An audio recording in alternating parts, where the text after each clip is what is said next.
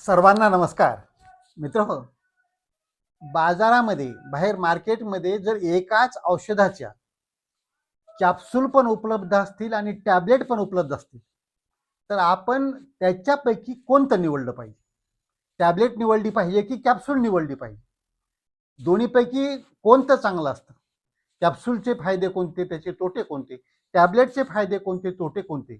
आणि हे आपण निवडताना आपल्या ज्या गरजा असतात स्वतःच्या, म्हणजे आपल्याला गिळताना त्याची चव कडू लागू नये किंवा गिळायला पटकन सोपी जावी किंवा पाहिजे तर त्याचा तुकडा करता यावा, पाहिजे तर त्याचा परिणाम लवकर व्हावा आपणाला, म्हणजे त्रास हा लवकर कमी होईल ना.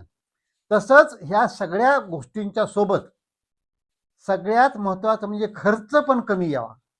हा जर विचार करायचा असेल सगळा, तर आजचा हा व्हिडिओ अत्यंत महत्त्वाचा आहे. आणि याच्यातून तुम्हाला आणखी एक गोष्ट कळणार आहे की जर एकच औषध कॅप्सूलमध्ये आणि टॅबलेटमध्ये उपलब्ध असेल तर नियमाप्रमाणे टॅबलेटची किंमत ही कमी पाहिजे.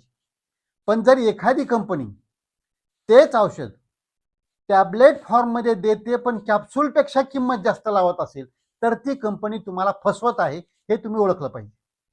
म्हणून आपण आज डिटेलमध्ये सविस्तर पाहूया की कॅप्सूलचे फायदे कोणते, टॅबलेटचे फायदे कोणते आणि कसं निवडलं पाहिजे.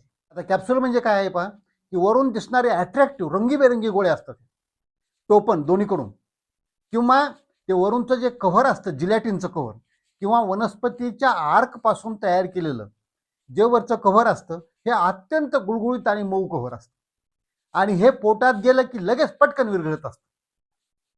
या कव्हरच्या आतमधून लिक्विड, पातळ औषध किंवा काही पावडर किंवा काही ग्रॅन्युल्स हे भरलेले असतं. हे युजली चवीला कडसर लागणारे असतात, परंतु हे वरून कव्हर असल्यामुळं ते चवीला कळतच नाही आणि हे जिलॅटिन एवढं मऊ असल्यामुळं कॅप्सूल गिळायला खूप सोपी जाते. हा एक तिचा फायदा आहे. तसंच काय होतं की हे जे कव्हर असतं वरचं, गिळल्यानंतर पोटात मध्ये गेलं की ते खूप लवकर विरघळतं आणि लवकर विरघळल्यामुळं कॅप्सूलमधील औषधांचा परिणाम हा खूप लवकर जाणवतो. म्हणजे फास्ट इफेक्ट तुम्हाला पाहिजे असेल, लवकर रिझल्ट पाहिजे असेल तर कॅप्सूलच्या स्वरूपातील ते औषध घेतलं पाहिजे. तसंच कडू चव कळली नाही, म्हणजे बऱ्याच जणांना काय होतं की कडसर चवीमुळे गिळायला पण त्रास होत असतो आणि ती चव नकोशी असते किंवा वास पण तो नको असतो. आणि हे दोन्ही गोष्टी कॅप्सूलमध्ये शक्य होतात. इथं चव पण कळत नाही, वास पण येत नाही आणि गिळायला पटकन आतमध्ये लवकर जाते. या सगळ्या फायद्यासोबत एक तोटा पण, नुकसान पण असतं की हे टिकत नाही जास्त दिवस. म्हणजे त्याच वातावरणाला जर आपण कॅप्सूल आणि टॅबलेट ठेवली तर ह्या दोन्हीमध्ये कॅप्सूल ही लवकर त्याचा परिणाम कमी कमी होत जातो, जास्त दिवस ठेवता येत नाही. तुम्ही पहा कॅप्सूलची एक्सपायरी डेट ही जनरली 1 वर्ष, 1.5 वर्ष, 2 वर्ष अशी असते, पण टॅबलेटच्या एक्सपायरी डेट ह्या याच्यापेक्षाही जास्त असतात. म्हणजे टॅबलेट हे टिकायला चांगले आहेत, कॅप्सूल हे जास्त वर्ष टिकू शकत नाही. तसंच एक नुकसान आणखी आहे कॅप्सूलमध्ये की ती तोडता येत नाही, त्याचे तुकडे करता येत नाहीत. म्हणजे अर्धा भाग जर खायचा असेल तर ते करता येत नाही. तर या ग्राउंडवर आपण कॅप्सूलचं महत्त्व पाहिलं. आता आपण पाहू टॅबलेटचं महत्त्व. याच्या उलट काय होईल, टॅबलेट म्हणजे काय असते, एक पावडर एकत्र करून कॉम्प्रेस करून तयार केलेली ही गोळी असते आणि हिच्या बऱ्याच टॅबलेटच्या मध्यभागामध्ये एक रेषा असते. त्यामुळं काय होतं की त्या रेषेच्या वरती मोडता येते, तोडता येते. म्हणजे आपणाला जर डिव्हाइड करून घ्यायची असेल, अर्धी आत्ता, अर्धी दुपारी, अर्धी असं, तर त्यावेळेला तशी करून ती घेता येते. हा याचा सगळ्यात मोठा फायदा आहे.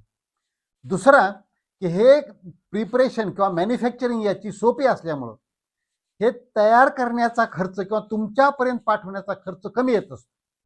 म्हणजे हे खर्चाला पण परवडणाऱ्या टॅबलेट असतात.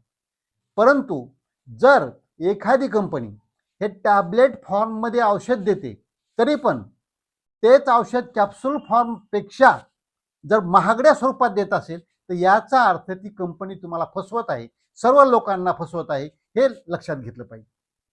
तसंच याच्यामुळं टॅबलेटचा डोस बदलणं शक्य होतं. खूप लहान लेकरं असतील तर आणखी त्याच्या मदतीनं आपण एका गोळीचे 3 भाग करू शकतो, 4 भाग करू शकतो. म्हणजे असा हा डोस आपल्याला विभागून देता येतो. तसंच जास्त काळ टिकतात टॅबलेट, त्यांची एक्सपायरी डेट ही लांबची असते. आणि याची मात्र जे दुष्परिणाम असतात किंवा जो तोटा आहे तो म्हणजे गिळत असताना गिळायलाही खूप अवघड जाते. बऱ्याच जणांना ते ओकाऱ्या काढल्यासारखं करतात टॅबलेट गिळताना, हा एक तोटा आहे. आणि दुसरं म्हणजे की ही चवीला कडसर, लगेच जिभेला चौकट. आजकाल बऱ्याच कंपन्या त्या गोळ्यांना शुगर कोटिंग करतात, तिथं नाही कळणार, परंतु मेजॉरिटी ज्या गोळ्या आहेत त्याची चव लगेचच जिभेला कळते आणि ते कडसरपणा तोंडामध्ये बऱ्याच जणांना नकोसा असतो. तर हे जे तोटे आहेत हे लक्षात घेऊन आपण टॅबलेटचा पण विचार केला पाहिजे. आता सारांश आपण ह्याचा कसा काढू शकतो की आता कॅप्सूल निवडायची की टॅबलेट निवडायची. याच्यामध्ये जर आपणाला लगेच परिणाम पाहिजे असेल, लगेच आराम पाहिजे असेल, कडू चव तोंडाला नको असेल, गिळायला एकदम सोपी असेल, अशा वेळेला कॅप्सूल निवडणं हे फायद्याचं आहे. परंतु जर तुमची आर्थिक परिस्थिती जेमतेम असेल, कमी खर्चामध्ये व्हावं असं तुम्हाला वाटतं असेल, म्हणजे खर्च कमी यावा असं वाटतं असेल, तर टॅबलेट निवडली पाहिजे. किंवा अर्धी करून घ्यायची आहे तरी पण टॅबलेट निवडली पाहिजे. जर चवीकडे दुर्लक्ष करता येत असेल, गिळण्याकडे दुर्लक्ष करता येत असेल, तर टॅबलेट निवडणं हे फायद्याचं असतं.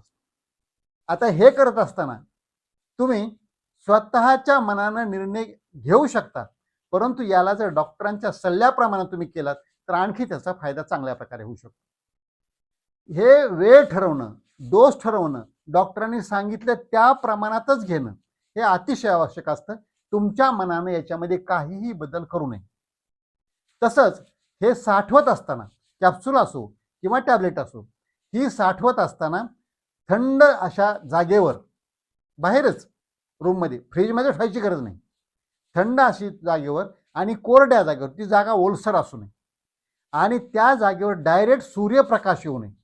म्हणजे ह्या कॅप्सूलवर किंवा टॅबलेटवर डायरेक्ट सूर्यप्रकाश पडणार नाही किंवा तेवढी उष्णता त्यांना मिळणार नाही. कारण जर उष्णता तेवढी मिळाली, जर तिचं दमटपणा त्या जागेला असेल, जर ती जागा उष्ण असेल, तर या टॅबलेटची किंवा कॅप्सूलची, दोन्हीचीही, त्याची जी पॉवर असते, त्याचा जे परिणामकारकपणा असतो तो कमी कमी व्हायला लागत असतो.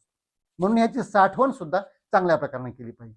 तर हे सगळे पॉईंट लक्षात घेऊन टॅबलेट निवडायची की कॅप्सूल निवडायची हे आपण ठरवलं पाहिजे.